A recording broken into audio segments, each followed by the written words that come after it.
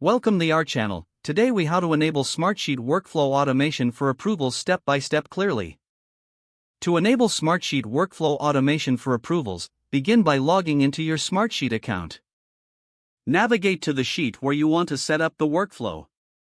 Click on the Automation tab in the toolbar at the top of the page. Select Create a Workflow from the drop-down menu. In the Workflow Builder, choose when rows are added or changed as your trigger. Specify the conditions that will initiate the approval process. For example, you may want the workflow to run when the status changes to pending approval. Next, click on the +Add Action button to define what happens next.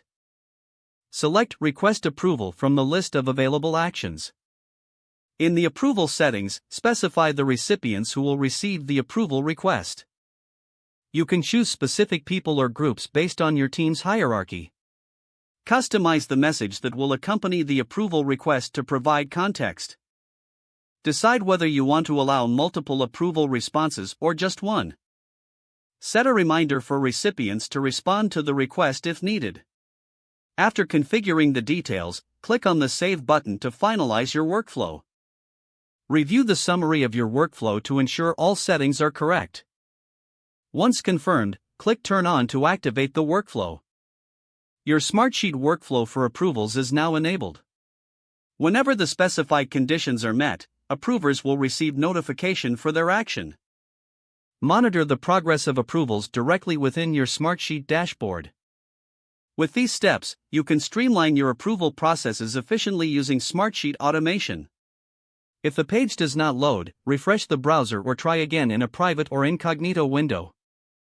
Make sure you are using the correct email address, then retype it carefully to avoid small typos.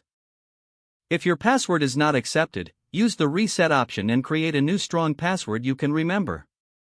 Check your spam folder for verification or security emails, then complete any requested confirmation steps. Enable two-factor authentication if available to improve account security and reduce unauthorized access risk.